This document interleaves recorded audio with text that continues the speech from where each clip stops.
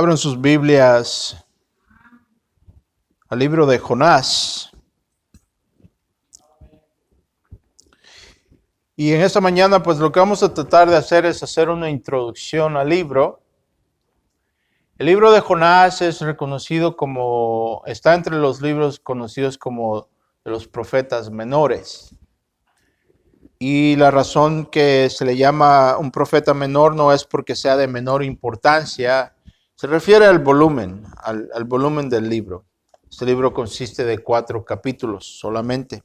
Es un libro corto, pero es un libro que es muy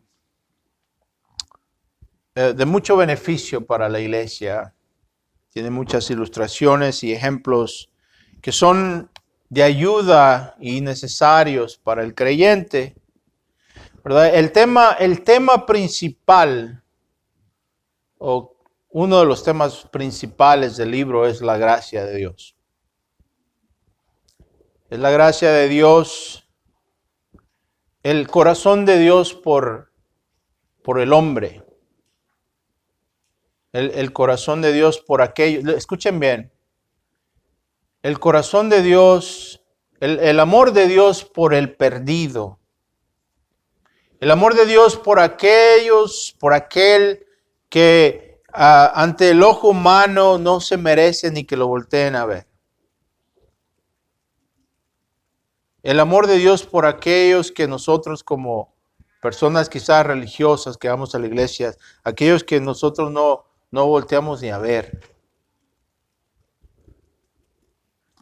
Como decimos en nuestros países, en muchos de nuestros países, ¿verdad? El amor de Dios por aquellos que nadie da ni un 5 por ellos, ¿verdad? Nadie da, no one will pay a penny for them. Nadie da nada por ellos. Aquellos que por los drogadictos, por las prostitutas, por los ladrones, por los asesinos, por los violadores, por los mareros. El amor de Dios por aquellos que nosotros como seres humanos ponemos como decimos, ¿no? Como 0 a la izquierda. De hecho, este es un tema principal en el libro. Jonás es un profeta de Dios que vivió más o menos en el siglo 800 antes de Cristo. Y es importante que entendamos este libro porque casi todos somos familiares, estamos familiarizados con este libro, especialmente los niños, ¿verdad? Jonás y la ballena, ¿no? Si desde que estábamos chiquitos, yo me acuerdo, íbamos a la escuela dominical y esa era una de mis lecciones favoritas. Que me gustaba colorear a Jonás y a la ballena, nos veían los dibujitos y nos enseñaban a Jonás en el mar y la ballena tragándose a Jonás, ¿verdad? Siempre fue algo muy interesante que capturaba la imaginación del niño. Pero con eso también algo sucede porque desde chiquitos empezamos a relacionar a Jonás con los cuentos de Pulgarcito, ¿no? O sea, con los cuentos de hadas. Ponemos a Jonás y la ballena en esa categoría de fábulas y cuentos. Eso es erróneo porque Jonás fue un personaje histórico, real en esta tierra. Y todo lo que le sucedió a él es cierto, realmente tuvo lugar. Lo que estamos leyendo aquí es el récord de lo que Dios hizo por medio de este hombre, lo que Dios hizo en esta tierra y por consecuencia tiene implicaciones directas en nuestra fe y implicaciones eternas. ¿Por qué? Porque el Cristo mismo, el Señor Jesús en la tierra, citó a Jonás como un personaje histórico, ¿verdad? Entonces existe esa correlación. Cristo, una figura histórica, cita a Jonás como una figura histórica. Ahora si agregamos el peso de la persona de Cristo y quién es Él y su credibilidad, de la cual depende toda nuestra fe, entonces no podemos descartar a Jonás simplemente como un cuento de hadas, sin dañar la credibilidad de nuestro Señor Jesucristo. Es importante entonces que observemos y entendamos que lo que estamos leyendo no es un cuento de hadas, es histórico y es de consecuencias. Por consecuencias, tiene implicaciones importantes para nosotros. Y eso es lo que vamos a tratar de descubrir en este estudio de este libro. Jonás, hay referencia acerca de Jonás. Jonás es el autor de este libro. Jonás era un profeta, como les dije, y él era un profeta del Señor. Hay una referencia a Jonás en la carta, en uno de los libros, de la segunda de Reyes, las crónicas de los reyes de Israel. La segunda carta de Reyes, la segunda crónica de los reyes, en el capítulo 14, versículos 23 al 25, vemos que Jonás es mencionado. Jonás y su papá son mencionados en este pasaje en cuanto Jonás da una profecía acerca del rey Jeroboam II. ¿Verdad? Había un Jeroboam primero que reinó al mismo tiempo que el hijo de Salomón reinó en el reino del norte. Y este es Jeroboam el segundo, por medio de quien Dios hizo muchas cosas buenas. Escuchen bien, a pesar de que este rey era un rey malo. ¿Verdad? Este es un ejemplo claro de que Dios es capaz de trazar una línea recta con un palo doblado, ¿no? Dios usa todo y no quiere decir que nos apruebe, ¿verdad? Es importante que entendamos eso, que Dios puede escribir una línea recta aún con un palo doblado. Así es que ahí vemos una referencia a Jonás en 2 de Reyes 14, 23 al 25. Ahora Jonás era un profeta muy orgulloso y rebelde. De hecho, se creía más justo que Dios. Jonás tiene un problema. Él tenía un problema. Y es que él no podía entender. Él no podía entender, no podía comprender, no podía aceptar que Dios, en lugar de darles lo que se merecían esos pecadores, ¿no? De la ciudad de Nínive.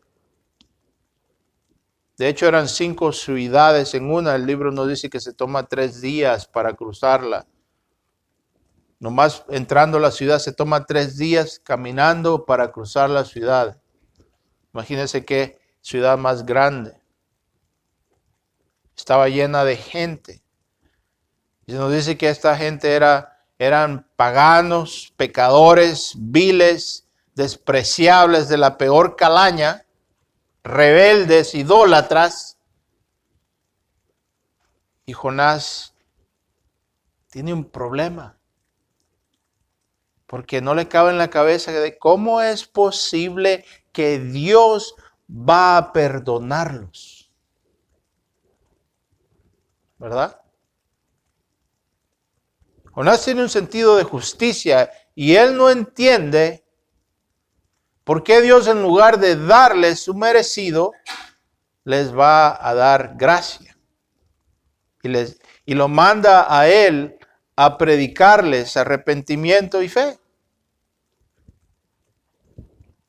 Lo cual nos recuerda que en este libro otro tema principal es el evangelismo. Y de lo que se trata el evangelismo, ¿no? ¿Verdad? Y no tiene nada que ver con lo que muchos ahora en día, en este tiempo en el que vivimos, no tiene nada que ver con lo que muchos ahora en día, en este tiempo, definen como evangelismo, ¿no? Para ellos el evangelismo es, lo promueven como que si están promoviendo un crucero de placer en el Caribe, ¿no? ¿verdad?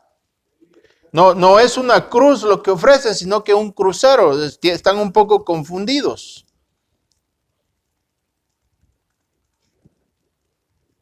El evangelismo esencialmente se trata de anunciar la ira de Dios y lo que Dios ha hecho para que escapemos esa ira. No es un crucero de placer, no es el crucero del amor el que anunciamos. Es la cruz del amor de Dios en Cristo crucificado por nuestros pecados, que nos llama al arrepentimiento y a la fe, ¿verdad? Muy diferente. Y las implicaciones de esto son vastas, pero esto es lo que sucede ahora en día. Este es el cristianismo que es popular en el mundo, en nuestras iglesias. Pastores que no entienden el evangelio, que han cambiado la doctrina de la regeneración por la doctrina del decisionismo, que les permite entonces obtener la meta de hacer que la gente pase enfrente para decir una oración y ya los pronuncian en el reino de Dios y no saben. Pero eso se ha convertido en el estándar, en la puerta de la salvación. Y es por eso que las iglesias están llenas de falsos conversos y de gente que no son cristianos en verdad. Pero gloria a Dios, todos van para el cielo porque aceptaron a Cristo en el corazón. Y se les dijo que eso era lo que significaba el evangelio. Pero el problema de Jonás tiene que ver con esto, porque el problema de Jonás con Dios era que Dios iba a salvar a esta gente de su ira. Imagínense si el evangelio consistiera de vengan a Dios, ¿verdad? En aquel tiempo, porque pues obviamente Jonás todavía no se le había revelado completamente la figura mesiánica, mas sin embargo imagínense el mensaje si Jonás hubiera optado por adoptar el sistema moderno, ¿no? Vengan a Dios porque Él les va a mejorar la vida. ¿Cuál es su problema? Vengan, Dios lo va a resolver. Su mujer es rebelde. Venga. Dios le va a ayudar. ¿Verdad? No. Él fue a predicar la ira de Dios y la salvación de esa ira. Y es por eso que tenía un problema, porque Dios lo estaba mandando a salvar a un pueblo que no se lo merecía. ¿No es esa la definición de la gracia? ¿Verdad? Es cuando recibimos aquello que no nos merecemos. Vamos a leer rápidamente. Vamos a tratar de leer los 11 versos. Nos vamos a quedar en continuación, pero está bien, es importante, me interesa más que crezcan que el volumen de información que les puedo dar. ¿Sí me explico? Vamos a leer el versículo 1 al versículo 11. Primer capítulo de Jonás. ¿Verdad? Pueden poner ahí en su Biblia si no tiene un título arriba del texto, ¿verdad? Si pueden escribir ahí si quieren. Pueden poner Dios le interrumpe la vida a Jonás. ¿Verdad? Dios le incomoda a Jonás, ¿verdad? Qué curioso es cuando Dios nos incomoda la vida. Tenemos nuestros planes perfectos y nos llega aquella llamada que nos incomoda, ¿verdad? Que aquella llamada aquella necesidad que surge y no nos gusta, ¿verdad? Versículo 1. Y vino la palabra del Señor a Jonás, hijo de Amitai, diciendo, levántate y ve a Nínive, la gran ciudad, y proclama contra ella, porque su maldad ha subido ante mí. Pero Jonás se levantó para huir a Tarsís, lejos de la presencia del Señor, y descendió a Jope y encontró un barco ahí que iba a Tarsís y pagó el pasaje y entró al barco para ir con ellos a Tarsís, lejos de la presencia del Señor. Y el Señor desató sobre el mar un fuerte viento y hubo una gran tempestad y el mar casi colapsó, estuvo a punto de colapsar el barco.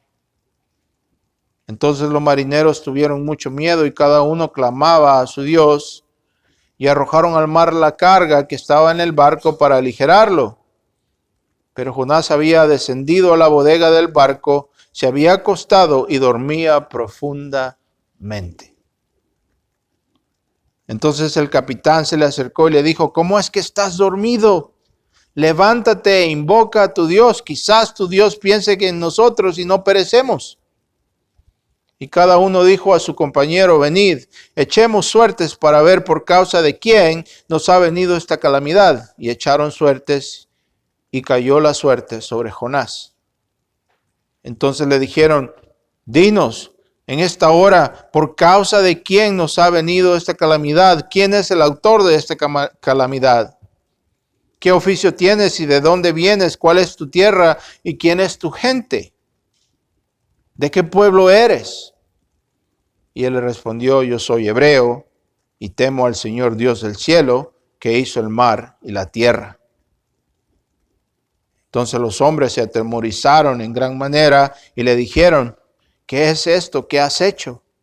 Porque ellos sabían que él huía de la presencia del Señor, porque él se los había declarado. Entonces le dijeron: ¿qué haremos contigo para que el mar se calme en torno nuestro? Pues el mar se embravecía más y más. Y él les dijo: tomadme y lanzadme al mar, y el mar se calmará en torno vuestro, pues yo sé que es por mi causa que ha venido esta gran tempestad sobre vosotros. Vamos a orar. Dios, ayúdanos en esta mañana a entender y a creer tu palabra. En el nombre de Cristo. Amén.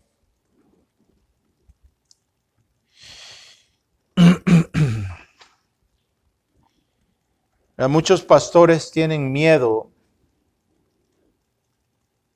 de ofender, tienen miedo de que van a ofender a la gente si proclaman la ira de Dios.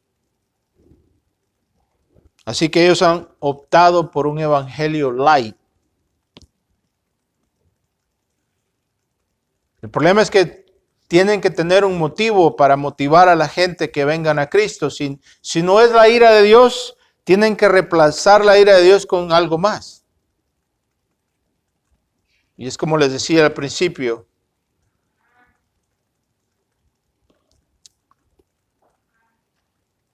Venden un evangelio como si estuvieran vendiendo unos tickets para un crucero en el Caribe, ¿no?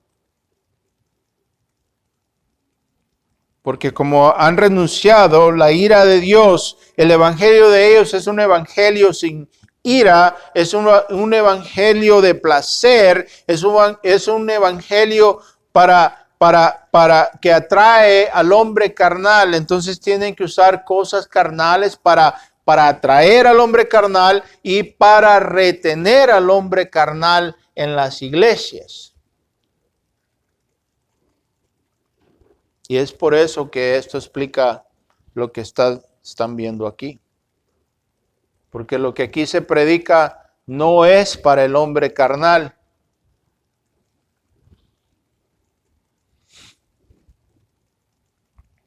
Aquí vemos que el profeta trata, ¿no?, de huir como si fuera posible, ¿no?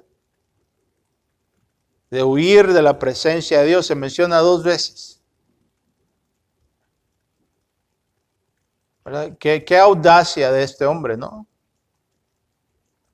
Él va a huir de la presencia del Señor, según. La pregunta es: ¿por qué? ¿Por qué Jonás trata de huir, trata de renunciar su comisión? ¿Verdad? Y es aquí donde entendemos algo muy importante. En el capítulo 4 de este libro se nos dice la razón por la cual él confiesa, la razón por la cual él huye de la presencia de Dios. Escuchen bien lo que dice Jonás 4:1, dice: pero esto, hablando de la gracia de Dios, en una conversación con Dios, se nos dice: pero esto desagradó a Jonás en gran manera. ¿Qué? Que Dios tiene misericordia por el pecador. Que Dios tenía misericordia no solamente para los hijos de Israel, pero para el gentil, para aquellos que estaban afuera del pacto. ¿Verdad? Acuérdense que la ciudad de Nínive estaba repleta de gente que odiaba a los hebreos. Eran sus enemigos. De hecho, más adelante en la historia vemos que ellos van y destruyen el reino del norte. Entonces Jonás tenía un problema. ¿Cómo es posible que les vas a dar gracia a nuestros enemigos? Se nos dice entonces en el versículo, empezando en el versículo 1 del capítulo 4, dice: pero esto desagradó a Jonás en gran manera y se enojó. Y oró al Señor y dijo: Señor, dijo, ¿no era esto lo que yo decía cuando aún estaba en mi tierra? Por eso me anticipé a huir a Tarsis, dice, porque yo sabía que tú eres un Dios clemente y compasivo, lento para la ira y rico en misericordia, y que te arrepientes del mal con que amenazas.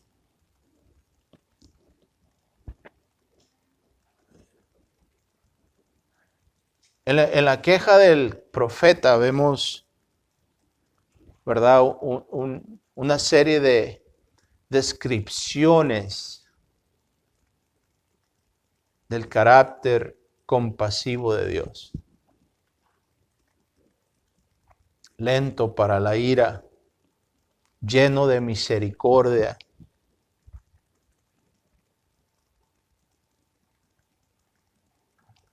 Que no está dispuesto, ¿no? Que si Dios es más propenso a dar gracia que a dar ira. Pero esto no significa nada a menos que ustedes estén en las circunstancias de estos marineros en este bote. ¿Sí me explico? A menos de que entiendan que existe un eminente peligro de la ira de Dios, no pueden llamar al mediador, ¿verdad? Vemos ahí que los marineros van y buscan al hombre porque este es el siervo de Dios y él es el mediador entre ellos y Dios. Porque ellos ruegan a sus dioses falsos y se dan cuenta que no tienen poder. No, Dios falso tiene jurisdicción sobre la creación de Dios. Y aún vemos que la gente busca, ¿verdad?, esos dioses falsos. El Dios del dinero, el Dios de la comodidad, el Dios del poder, el Dios del trabajo. Ahí, a ese Dios, si tenemos esos dioses, nos sentimos seguros, ¿verdad? Es interesante cómo la mente humana funciona.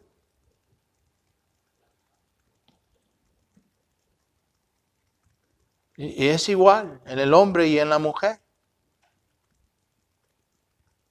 Uno de hombre, si uno tiene trabajo, se siente seguro.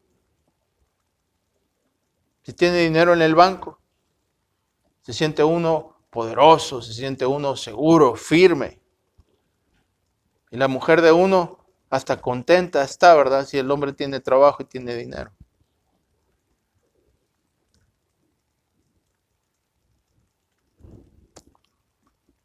Pero tenemos que entender que es la ira de Dios el problema. A menos que observemos la ira de Dios, no podemos entender la gracia de Dios. Es simplemente simple. Y si no entienden la gracia de Dios, ¿cómo van a creer en ella? Si su idea del Cristo que salva es errónea y por consecuencia están en idolatría.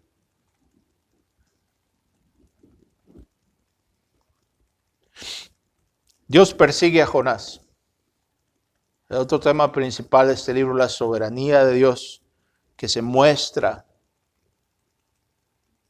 Entiendan. Y es por eso que tenemos que entender, Dios no será frustrado por el hombre. Usted podrá huir de Dios por algún tiempo, ¿verdad? Dice, no, hermano, pero yo no huyo de Dios, yo voy a la iglesia todos los domingos, yo escucho la radio todo el día, pero en nuestro corazón huimos de Dios hacia otros ídolos, hacia ídolos. Nuestras afecciones se las entregamos a otro. A veces simplemente faltamos a hacer lo que Dios pone enfrente de nosotros.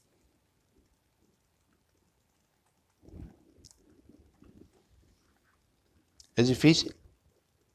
Esa es nuestra naturaleza. Pero vemos al Dios soberano que persigue al hombre.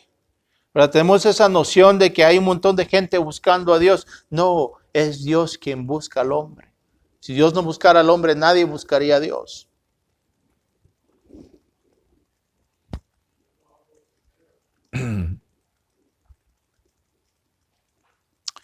Vemos que Dios expone, ¿no?, a su profeta. Lo expone. Dios lo expone.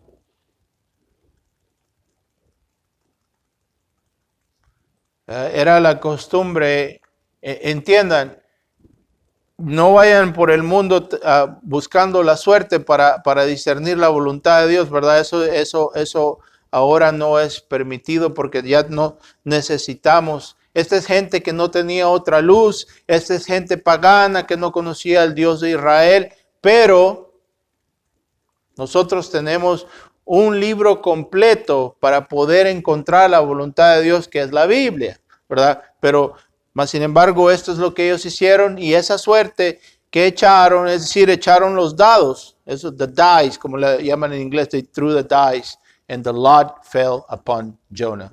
O sea, tiraron los dados, tiraron la suerte y cayó en Jonás. Y así se dieron cuenta que era él el del problema, que era por causa de él que estas cosas estaban sucediendo. Y hay muchas explicaciones espirituales para esta situación, porque entiendan algo que les decía a mis hijos el otro día acerca de esto. Yo no soy el único hombre en mi casa. Ustedes dos son hombres también. Y no pueden vivir de mi fe. Deben de parar de decir, oh, mi papá ora por nosotros, mi papá ora por la casa, mi papá ora por las finanzas, mi papá ora por la salud y el trabajo, y ustedes no, y vivir en pecado. ¿Quién quita si la razón por la cual estas circunstancias nos han llegado no sea porque yo esté en pecado, pero porque ustedes están en pecado? Y las aplicaciones son vastas, son muchas, igual en el hogar. El hombre lleva la cabeza del hogar, pero la mujer también es parte importante. A veces el hombre se convierte en un instrumento de tropiezo para su esposa o la esposa para el hombre.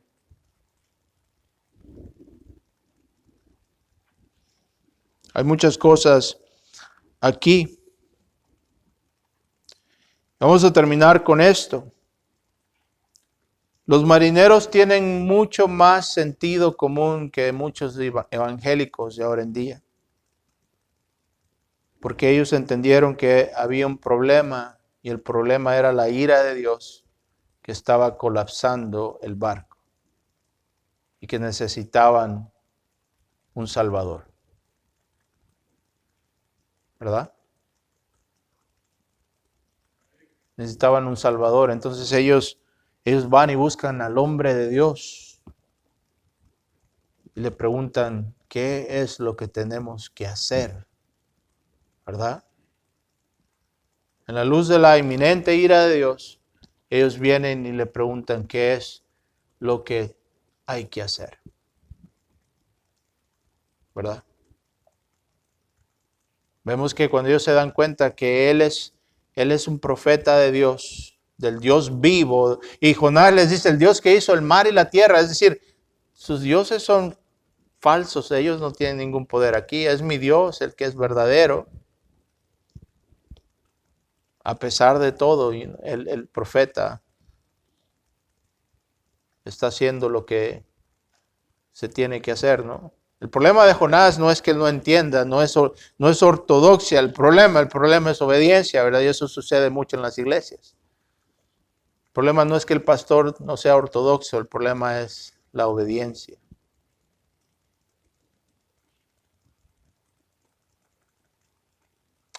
Vamos a parar aquí y la próxima semana continuamos con nuestro análisis del libro de Jonás. Ya empezamos, ya es ganancia. Vamos a continuar. Oren por mí, por favor. Oren por mí, los necesito mucho. Oren por mí. Padre, te damos gracias por tu palabra, que a pesar de que el hombre es frágil, tu palabra es fuerte, Señor, y triunfará y triunfa siempre. Gracias, Señor, en el nombre de Cristo. Amén.